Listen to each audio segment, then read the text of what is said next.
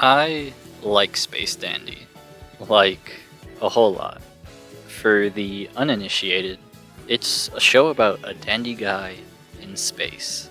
And that's all you really need to know. It's a really great show. The animation goes so hard in just so many different styles. It's really gosh dang funny. I can't read circle! And it's one of the few shows where I actually believe that the dub is better than the sub. No, I haven't seen the sub, but I just feel it in my bones that this statement is correct. It's a Shinichiro Watanabe show, so just like Cowboy Bebop and Samurai Champloo, it's a mostly episodic show, with one of the few things that carry over from episode to episode being the main characters. Speaking of the central trio, how can I go this long without mentioning Dandy, our lead and the captain of the crew? He's a confident and charismatic alien hunter who might be a bit full of himself, yet he's lovable all the same. He's followed by his reliable robot companion, QT, the vacuum cleaner turned mechanic of the crew, and is always trying to keep Dandy on the right track, so that they can complete their jobs and actually make a living. And then there's the third member of their crew, Meow. He doesn't really contribute a whole lot. He's lazy, stubborn, and actually a bit of a detriment in some episodes. But I feel like there's still an important takeaway we can see in his character, which is why I wanted to talk about him and the single episode that he's the main focus of. But first, let me give you some more insight on the type of person that he is.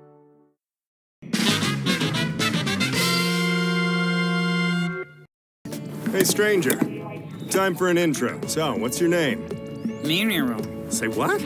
Meow, or Meow as he's named by Dandy, or even Mew as he's called by his family, is not even an initial member of the crew. Dandy and QT just happen to believe that he's a rare variant of his species, the Beetlejuiceans, and are looking to turn him in for a bounty. After this, he does end up joining with the two though, telling them that he knows where to find some rare aliens for their job. Our initial impressions of Meow are basically at rock bottom in the beginning, to say the least. Okay, look, the guy just straight up creeps on women, and he's just kinda a loser at the start. We are shown countless times that he's lazy and a slob. He's also pretty addicted to his phone, and is shown to just sorta doom scroll a lot. Meow is also kinda careless, eating food from Dandy's pantry without even asking, or indulging himself in food on the plant planet without even trying to help with the mission. He also doesn't really have much of a defined role on the crew. Dandy's the captain and owns the Aloha Oi, the crew's spaceship, and QT is the mechanic and information guy. Meow is mostly just Dandy's on-the-ground backup, I suppose, and tries to help out sometimes, but he's shown to often be of no assistance, like on the previously mentioned plant planet, or an active detriment to the crew, like when he's bitten by an alien and starts a zombie virus, or when he isn't able to refuel Dandy's ship when they partake in a literal space race. Though he is shown to be kinda on Dandy's level of capability in some episodes, like in the episode about the war between underwear and vest aliens. Though Dandy isn't necessarily that competent either, so it's not much of a plus. Speaking more on Meow's relationship with Dandy, they can be pretty rude and standoffish with one another at times. Like in the episode featuring Laika, the USSR space dog, Dandy makes a point to draw attention to Meow's uselessness and stubborn tendencies, even though Dandy can also be those things as much as Meow. Though I'd say more often than not, Dandy is pretty proactive in most of the episodes, especially compared to Meow. To speak more on the relationship between Meow and Dandy, they are something of opposites to one another, at least in the treatment they get in the show. While Dandy does have quite a few rivals and mirrors that we see throughout several different episodes, Meow is more of a foil to Dandy. Even though he has his fair share of arrogance and can sometimes get his just comeuppance for his overconfidence, Dandy's charisma and charm are, for the most part, something to be kinda looked up to, whereas Meow's negative traits are more often than not given the spotlight, as he's shown to sometimes get in the way of the crew in ways that are meant to be looked down upon. The duo are also shown to be on two sides of the same coin in several episodes, such as during the previously mentioned Underwear and Vest Alien War story, and the episode that takes place on the Flint planet. And you know what? I'd say that I can relate to Meow in some ways. Not the part where he's a creep, just to be clear, but more so the times when he says stuff like this. From now on, the only girls I'm going after are the 2D kind. I'm pretty lazy myself. I procrastinate on my work a lot, which is part of the reason why my videos take so long to come out. And I also spend a lot of time on either my phone or my computer, just looking at stuff. I'm not much of a go-getter either. I'm not really the ambitious type. All of these things leave me feeling pretty unsatisfied with myself. I do earnestly wish to change these parts of me, but I don't feel like I make as much progress as I would like to each day. And this is why, when Meow got to be the focus of an episode, the moral for that particular story was able to resonate with me that much more.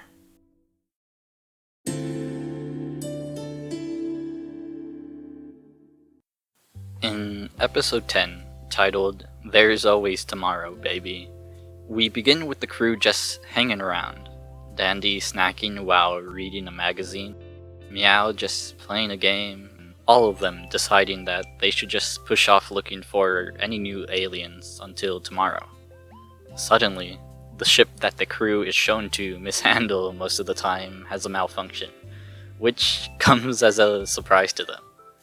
QT states that he doesn't think that he'll be able to fix the issue this time, so they resort to taking the ship to a mechanic, the nearest planet available to them being planet Betelgeuse, Meow's home. He is adamantly opposed to going to Betelgeuse, and he's shown to be nervous and apprehensive about visiting home, but he's voted out by the other two. Once the crew arrives at Meow's house, it's shown that Meow comes from just a normal family, albeit quite large, but they seem very welcoming. His mother is especially happy to see his arrival, even if Meow isn't. We are also introduced to Meow's father, who is also as normal can be. But both Meow and his dad say that there isn't all that much on the planet to do while the crew waits for their ship to be repaired. During the night, a beam of pionium energy from a completely unrelated space battle travels light years and hits the calendar in Meow's home. I'm sure that won't cause any problems.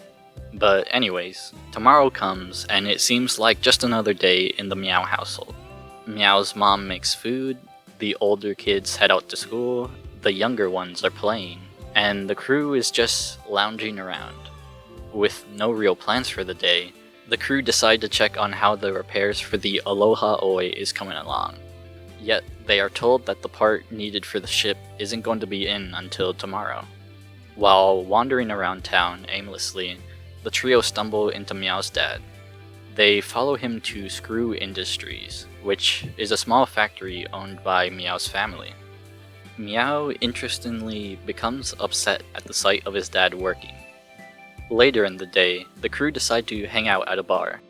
It's here where Meow talks about how his family has been working in the factory for generations, and he states that since he was the firstborn son, he was supposed to inherit the job.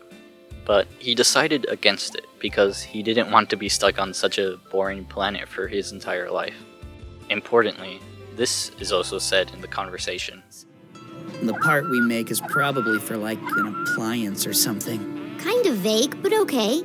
I think that this line illustrates a bit on how Meow doesn't really seem to care about the factory. It's also here at the bar that they run into Katie, who was the most popular girl in Meow's high school. However, she's now working for the small bar with a boss who seems to disrespect her by getting after her a fair bit, especially when she accidentally breaks a glass. Just then, Meow's dad enters the bar, appearing to be a regular here. Likely expecting some form of disappointment to come from his dad, Meow is surprised when the bartender reveals that his dad is actually very proud of him, and that he is always talking about how Meow is off exploring the galaxy. Both Meow and his dad seem to get a bit embarrassed from this, which is a cute detail that feels pretty darn real. To me, at least, I'm terrible at both giving and receiving praise, but anyways. The day is finished, and when tomorrow comes, it seems like just another day in the Meow household. Meow's mom makes food, the older kids head out to school, the younger ones are playing, and the crew is just lounging around. Hey, wait a minute. This day is the exact same as the last one. They check on the Aloha Oi, they watch Meow's dad work, they go to the bar, the whole shebang. Talk about recycling animation. The narrator steps in to explain that the Pionium beam from earlier has trapped the crew in a time loop. Yet, even though they do retain their memories, the Three Stooges over here don't realize something's up until they've gone through it at least 100 times. And then they just think that they have psychic powers instead, prompting the narrator to intervene SpongeBob style. Sounds like a lot of... After finally coming to this realization, the crew takes action to break out of the loop. They try leaving the planet and try ripping the page off the calendar, yet all of their attempts end in failure. It's in between all these tries that Meow voices his frustration with the situation. Throughout the episode, Meow has always stated that he thinks planet Beetlejuice is a boring place to live. Yet, I don't think that's the full reason why he left. I believe that there are at least 2 more reasons as to why he wanted to get away. The first is that Meow has a strong sense of wanderlust. I mean, during the whole episode, he's always drawing attention to the fact that there's nothing exciting or interesting to do on Beetlejuice. And back in the first episode of the show, Meow gives info on a strange planet with a bunch of rare creatures to Dandy and QT, showing either that he's gone there himself, or he's read up on places to explore. Heck, even him just joining up with these two, who he knows nothing about at this point, just to be able to travel space seems like something only a person with a great amount of curiosity would want to do. This is also backed up by episode 11, which involves a sentient book alien queen, don't ask questions, who escapes her home to be able to see the different sights of the universe. When the crew finds out about this, Meow wholeheartedly agrees with her and points out the similarity between them. The second, and what I think to be the more significant reason for his departure, is that I believe he sees himself as a disappointment to his family, especially his father. He always seems a bit nervous anytime his dad is around, maybe expecting some harsh words about the fact that he abandoned taking on the family business. You see, when the crew and Meow's younger brothers look through his old stuff, they find an assignment Meow made about his dad when he was a kid, in which he talked about how he looked up to him so much, and was actually excited to take on the factory from him. Yet, at some point while he grew up, Meow began to somewhat resent the future stagnant life that he would have to lead on the planet being a metal worker, and he began to become interested in wandering the universe. And it's between these two conflicts of interest that I think Meow began to feel stuck in. I would assume that he felt that the remarks he made as a kid could be seen as a promise to take on the family business from his father, and that he would feel immensely guilty if he didn't. So, he just left. And there's a lot of things in this struggle that I think almost anyone can relate to.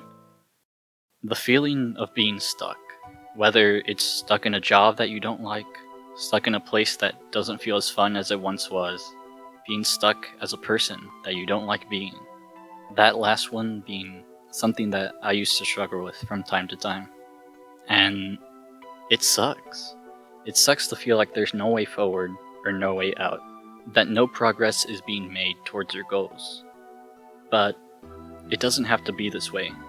Yet, before I continue this discussion, let me first finish talking about the episode. Meow's mom reveals that Meow's stuff is still around because his dad took care of it, since he was happy that his son wanted to be like him. After learning of this, Meow decides to go and help his dad at the factory, perhaps out of a sense of shame. And after this scene, I think that Meow finally comes to the understanding that his father holds no ill will towards him at all. I mean, earlier in the episode, he finds out his dad is happy with him going out into space, but he still felt a sense of guilt for leaving. Yet here, they are able to share a moment together, probably for the first time in quite a while. Meow also grows to appreciate this simple lifestyle routine of his father, even if it still isn't for him at the end of the day. This may be a stretch, but I feel like this can be seen metaphorically in the glass that Katie accidentally breaks. Every loop before sees the glass breaking, even in one instance where Meow tries to catch it, until in the most recent loop, where Meow successfully saves it. However, the crew still tries their best to break out of the time loop, with Meow being completely remotivated after he finds out that his high school crush would never be with him.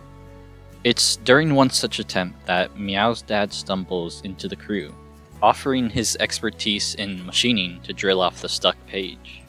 And miraculously, it works out. Seriously, a freaking rocket launcher couldn't even put a dent in this thing, so this is actually amazing. But with that, tomorrow is finally able to arrive. The Aloha Oi is repaired, and the crew gets ready to make their departure. Yet, before they leave, Meow has one last conversation with his dad. Dad, I'm sorry. It's just that I... Meow, get out there and see space. Go, live the life you want. Thanks, Dad. Go on. Your friends are waiting. And with this exchange, Meow is finally able to set aside his sense of shame and be happy that he's out chasing his true dream of exploring the stars. It's here Meow also asks his dad what it is they actually make in the factory, and his dad responds with this. Huh? I don't know. I suppose it's some part of an appliance, probably. I think that this single line says a lot about Meow's dad. Maybe I've read too much into this, but I feel like this line shows that Meow's dad doesn't really care about the factory either. What he does care about is being able to support the people around him. I mean, when Meow wanted to be like him as a kid, he put in the effort to cherish Meow's old things.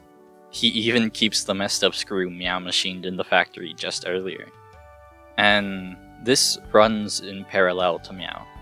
Meow doesn't care about the factory because he wants to be able to follow his dreams. And his dad doesn't care because he just wants to be able to provide for his family. And I think that these are two equally beautiful and respectable motivations. With this, the crew finally takes off from planet Beetlejuice. However, they immediately go back to just hanging around. Dandy snacking while reading a magazine, Meow playing a game. All of them deciding that they should push off looking for new aliens till tomorrow.